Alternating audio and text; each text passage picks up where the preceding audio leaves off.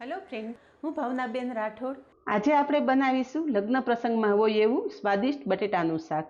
તો friends, video પૂરેપૂરો જોજો અને વિડીયો પસંદ આવે તો વિડીયોને લાઇક, શેર અને સબસ્ક્રાઇબ કરી પાસે રહેલું બેલ પ્રેસ કરો જેથી આવનારા નવા વિડીયો સૌથી પહેલા આપને મળે। તો ચાલો બનાવીએ સ્વાદિષ્ટ એવું બટેટાનું શાક। તો બટેટાનું શાક બનાવવા માટે અહીંયા મેં 2 નંગ બટેટા લીધા છે। વજનમાં જોઈએ તો 250 ગ્રામ જેટલા હશે। બટેટાની છાલ ઉતારી લેશું।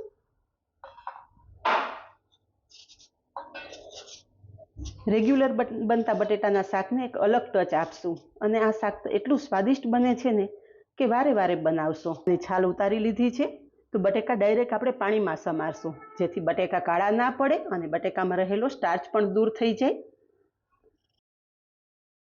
अहींया बटेका समारी लीधा छे। हवे शाक बनावशुं। तो शाक बनाववा माटे गैस पर कुकरमां तेल गरम करवा मूकशुं। अहींया तेल गरम थई गयुं छे पण शाक बनावता पहला हूँ मरचा तળી लईश।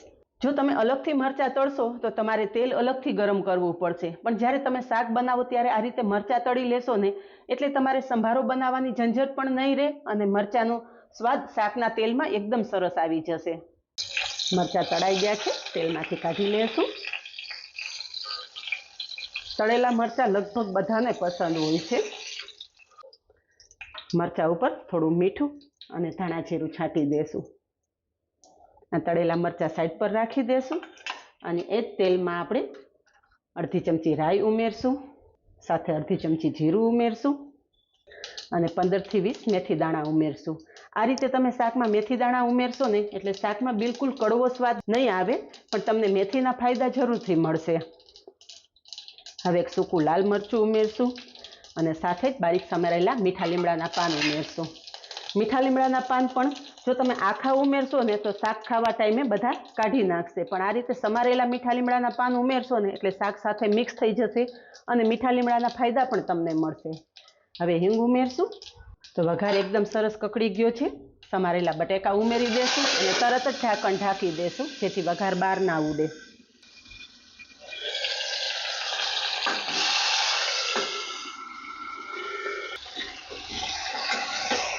બધું એક વખત સારી રીતે મિક્સ કરી લેશું।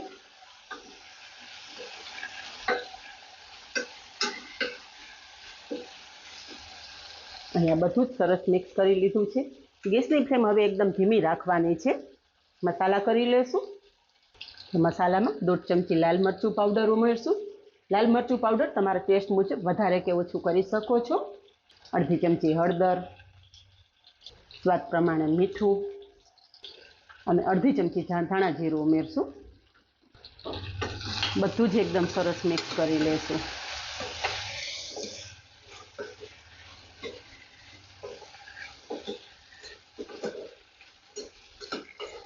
હવે આ મસાલો બટેટા સાથે એકદમ સંતળાઈ જાય ને ત્યાં સુધી પાણી નથી ઉમેરવાનું। ઘણી વખત તમે ભૂલ કરતા હોવ છો કે શાકમાં મસાલા કરી અને તરત જ પાણી ઉમેરી દો। पाणी उमेरवाथी शुं मसालानो टेस्ट शाकमां बराबर नहीं आवे अने शाकमां तेल पण नहीं देखाय।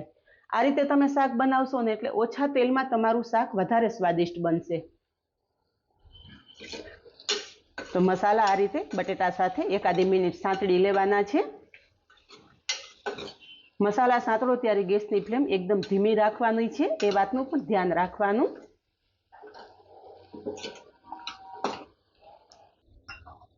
अहींया तमे जुओ के एकादी मिनिट बटेटा मसाला साथे सांतળી लीधा पछी मसालामांथी तेल एकदम छूटું पड़ी गयुं छे। अहींया तमे जोई शको छो। हवे पाणी उमेरशुं। तो चमचामां पण थोड़ो मसालो चोटेलो होय छे तो आ रीते चमचा उपर पाणी रेड़शो ने એટલે ચમચામાં રહેલો મસાલો પણ શાક સાથે એકદમ સરસ મિક્સ થઈ જશે। તો અહીંયા મેં શાકમાં એક નાનો ગ્લાસ અને સાથે અડધા ગ્લાસ જેટલું પાણી ઉમેરેલું છે। શાકમાં તમારે રસો કેટલો જોઈએ છે ને એ પ્રમાણે પાણી ઉમેરવાનું અને અહીંયા તમે જોઈ શકો છો કે શાકમાં પાણી ઉમેરતા ભેગું જ શાકમાં રહેલો બધો જ મસાલો ઉપર આવી ગયો છે। હવે કુકરનું ઢાંકણ બંધ કરી દેશું અને કુકરમાં 3 સીટી કરી લેશું। શાક બનાવવા ટાઈમે ગેસની ફ્લેમ એકદમ ધીમી જ રાખવાની છે। ફાસ્ટ ફ્લેમે ક્યારેય પણ શાક નહીં બનાવવાનું। અહીંયા કુકરમાં 3 સીટી થઈ ગઈ છે। ગેસની ફ્લેમ બંધ કરી દેશું અને કુકરની હવા રિલીઝ થાય એ પછી આપણે આગળ 2 થી 3 મસાલા ઉમેરવાના છે એ ઉમેરશું। કુકરમાં હવા રિલીઝ થઈ ગઈ છે। કુકર ખોલીને જોઈ લઈએ. વાવ, અત્યારે તમે શાકની કન્સિસ્ટન્સી જોઈ શકો છો. અત્યારે તમે શાકનો કલર જોઈ શકો છો. પણ આ શાક તમે લગ્ન પ્રસંગ જેવું બનાવવું હોય ને તો શાકમાં રહેલા બટેટા આપણે ચમચાની મદદથી થોડા મેશ કરી લેશું. બધા બટેટા મેશ નથી કરવાના, પણ 5 થી 7 શાકના ફોડવા છે ને આ રીતે ચમચાથી મેશ કરી લેશું, જેથી શાકનો રસો થોડો ઘટ થઈ જશે.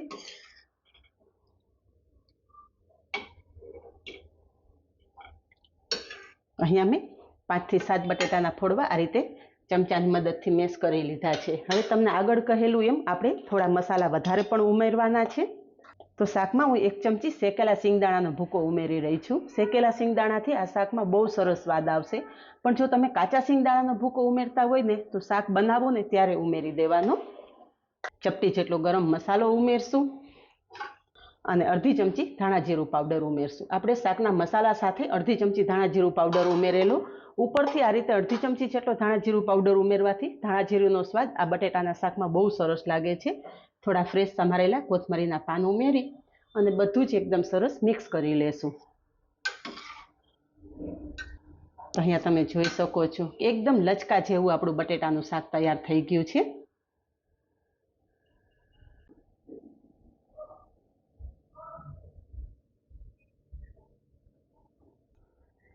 અહીંયા માત્ર 5 જ મિનિટમાં તૈયાર થઈ જાય એવું લચકા જેવું બટેટાનું શાક તૈયાર થઈ ગયું છે.